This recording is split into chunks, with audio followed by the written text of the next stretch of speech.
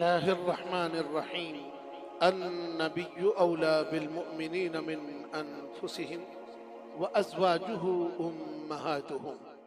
صدق الله مولانا العظيم وصدق رسوله النبي الكريم الأمين۔ میرا حبیب مومنوں کی جانوں سے نزدیک ہے اور اس کی بیویاں مومنوں کی مائیں ہیں۔ ناظرین، اللہ جل شانہ و تم احسانہ نے قرآن کریم فرقان حمید میں اپنے محبوب کی شان اور عظمت جہاں بیان فرمائی ہے، محبوب کریم صلی اللہ علیہ وآلہ وسلم کے تصدق سے حضور کی ازواج مطہرات کی شان اور عظمت کا بھی اظہار فرمایا ہے۔ یہاں پر میں آج کی مختصر سی گفتگو کرنے سے پہلے یہ بات واضح کر دوں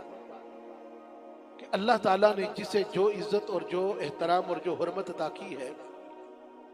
اس کی وجہ سرور عالم صلی اللہ علیہ وآلہ وسلم کی ذات اقدس ہے۔ یعنی پہلے حضور کا ذکر فرمایا کہ جو مومن ہے، ایمان والا ہے، جو ایمان والا ہے اس کی جان سے بھی زیادہ نزدیک میرا محبوب ہے، اور میرے اس محبوب کی جو ازواج ہیں وہ ہر مومن کی ماں ہے۔ ازواج کا تذکرہ کیا، کسی زوجہ کا نہیں، پہلی بات۔ دوسرے مقام پر اللہ نے قرآن کریم ہی میں یہ ارشاد فرمایا کہ یا نساء النبی لستن کاحد من النساء، اے نبی کی بیویوں، یہاں بھی نبی کی بیوی نہیں کہا، بیویوں، نساء، امرا نہیں، نساء فرمایا، یعنی جمع کا صیغہ ہے، اور زوجہ نہیں، ازواج ہیں۔ ادھر فرمایا یا نساء النبی اولا بالمؤمنین من انفسہم وازواجہ امہاتہم۔ تو یہاں سے پہلا سبق تو یہ ہے کہ اللہ جل شانہ و تم احسانہ نے اپنے محبوب کی شان اور عظمت کا اظہار کیا، اور محبوب کریم صلی اللہ علیہ وآلہ وسلم اب حضور کی ازواج کی شان اور عظمت کا اظہار اس شان سے کیا کہ یہ محبوب وہ ہے، بلکہ یہ حضور کے صحابہ نے کہا۔ حضور رحمت عالم صلی اللہ علیہ وآلہ وسلم کی بارگاہ اقدس میں جب لوگوں نے حضور کی اس زوجہ محترمہ پر انگلیاں اٹھائیں کہ جو مومنوں کی ماں عفیفہ صدیقہ حضرت ام المومنین سیدہ صدیقہ عائشہ صدیقہ سلام اللہ علیہا ہے، اس وقت حضور کے غلام اٹھے اور اٹھ کر بولے، اور بول کر یہ کہنے لگے یا رسول اللہ، آپ وہ پاک ہیں کہ جن کے جسم اثر پر مکھی نہیں بیٹھتی، جس کے جسم پر مکھی نہ بیٹھے، اللہ تعالیٰ اس جسم کی پاکی کا تذکرہ اس شان سے فرما رہا ہے، تو وہاں کوئی ناپاک عورت کیسے آ سکتی ہے؟ الحمدللہ، رحمت عالم فخر آدم و بنی آدم جناب محمد الرسول اللہ صلی اللہ علیہ وآلہ وسلم کی ساری ازواج پاک ہیں، اور بلکہ یوں سمجھ لیں کہ سب ایسی شان والی ہیں کہ جنتی بھی ہیں اور جنت میں لے جانے والی بھی ہیں۔ ان ازواج میں جن کا تذکرہ آج میں کرنا چاہتا ہوں وہ رحمت عالم صلی اللہ علیہ وآلہ وسلم کی وہ زوجہ محترمہ ہیں جو محسنہ بھی ہیں، سیدہ بھی ہیں، طاہرہ بھی ہیں، بلکہ جن کا لقب اسلام لانے سے پہلے ہی طاہرہ معروف ہو چکا تھا، مشہور ہو چکا تھا۔ حضرت ام المومنین سیدہ خدیجہ الکبریٰ رضی اللہ تعالی عنہا و سلام اللہ علیہا،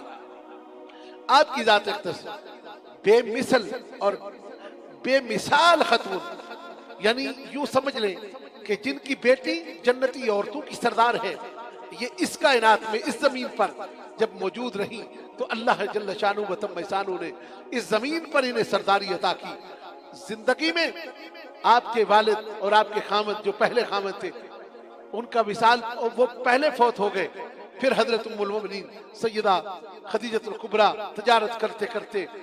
وہ عرب کی امیر خاتون ہو گئیں کہ جنہیں ایک دن حضرت رحمت عالم صلی اللہ علیہ وآلہ وسلم کی خدمت لینا فخر محسوس ہوا کہ وہ شام میں ان کا مال تجارت لے کر جائیں۔ جب وہ میرے آقا کریم لے کر جاتے ہیں واپس آئے تو وہ مال تجارت کئی گنا پہلے سے زیادہ فائدہ مند ثابت ہوا۔ الحمدللہ پھر وہ حضور رحمت عالم کے نکاح پاک میں آئی۔ آپ کی عمر اس وقت 40 برس تھی اور رحمت عالم کی عمر 25 برس تھی، لیکن اللہ جل شانہ و تم شانہ کو یہ رشتہ اتنا پسند آیا کہ رحمت عالم صلی اللہ علیہ وآلہ وسلم کے جیسے ہی غلامی میں آئیں، ابھی نبوت کا اعلان نہیں کیا، الحمدللہ یہ بتوں سے دور ہو گئی اور کبھی بت پرستی نہیں پھر کی، اور حضور رحمت عالم صلی اللہ علیہ وآلہ وسلم کے ہمیشہ وفادار ہوئے رہی۔ جب لوگ دکھ دیتے تھے حضرت ام المؤمنین خدیجۃ الکبریٰ حضور رحمت عالم کی تسلی اور تشفی کا سبب بنا کرتی تھی۔ وہ دور بھی آیا کہ جب رحمت عالم فخر آدم و بنی آدم جناب محمد الرسول اللہ صلی اللہ علیہ وآلہ وسلم حرا میں گئے، اور حرا میں جبریل امین وحی لے کر آئے، اور آپ رحمت عالم صلی اللہ علیہ وآلہ وسلم نزول وحی کے بعد آپ کو کپ کپی طاری ہوئی، آپ کو پسینہ آیا، آپ بخار کی صورت میں ہو گئے۔ رحمت عالم صلی اللہ علیہ وآلہ وسلم گھر آئے، زملونی زملونی، آپ کا رنگ تبدیل ہوا دیکھ کر ام المؤمنین سیدہ خدیجۃ الکبریٰ حضور رحمت عالم صلی اللہ علیہ وآلہ وسلم کی بارگاہ بے کس پناہ میں عرض کرتی ہیں، میرے آقا آپ گھبرائیے نہیں، اللہ آپ کا آپ کے ساتھ ہے، وہ آپ کو کبھی نہیں چھوڑے گا۔ اللہ اب مالک آپ پر اور کرم اور رحم فرمانے والا ہے، آپ کی جو عزت و حرمت ہے اس میں اور برکتیں اللہ تعالیٰ لوگوں کے سامنے بڑھانے والا ہے، لہذا گھبرائیے نہیں، آج خاص کوئی انعام ہے آپ پر اللہ تعالیٰ کی طرف سے۔ اور پھر حضور رحمت عالم نے فرمایا کہ یہ وحی آئی ہے، اقرأ بسم ربک الذی خلق۔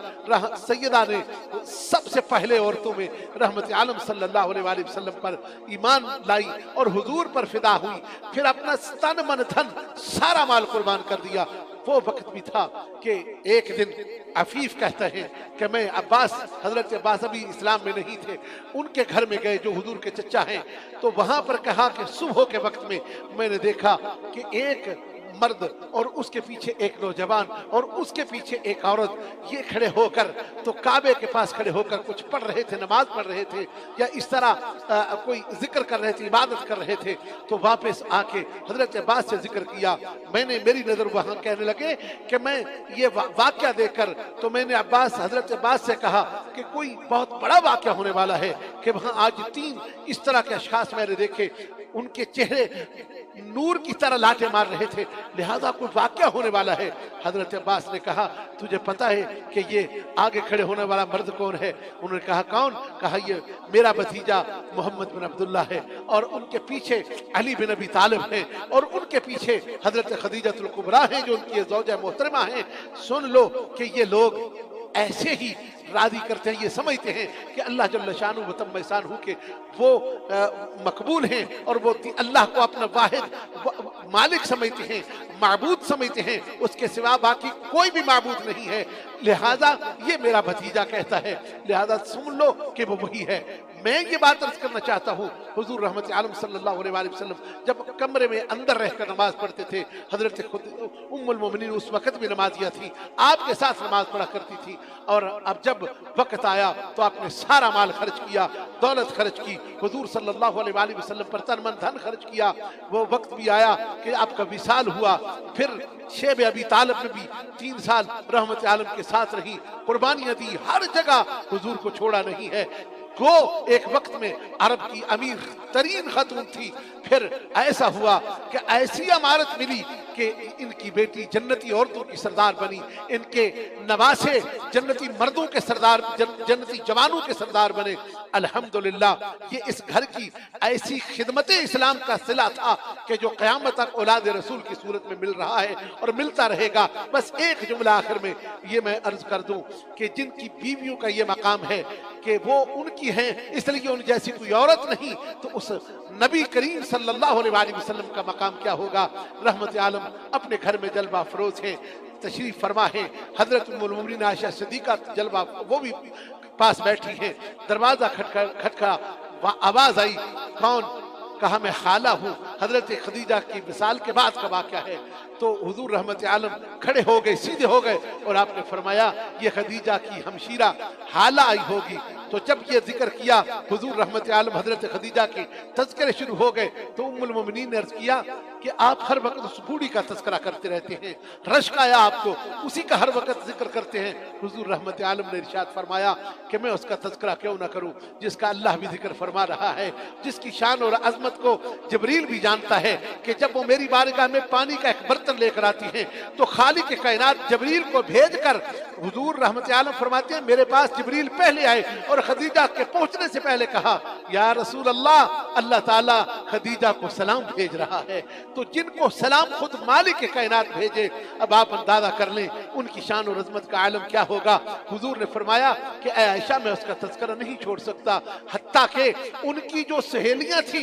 आप उनकी भी खिदमत हमेशा पहल पहल करके किया करते थे, तलाश कर करके किया करते थे। ये शान है हजरत उम्मुल मोमिनीन की खिदमत की, ये इसार की, कुर्बानी की। अल्लाह ने जितनी उन्होंने इसार और कुर्बानी दी उतनी अल्लाह ने उनकी औलाद को अज़मत और इज़्ज़त अता फरमाई। अल्लाह ताला मेरा और पूरी उम्मत का इस खानदान की अज़मत के सदके से भला करे, हमारा खात्मा ईमान पर करे। वाखिर दावाना अनिल हम्दुलिल्लाहि रब्बिल आलमीन।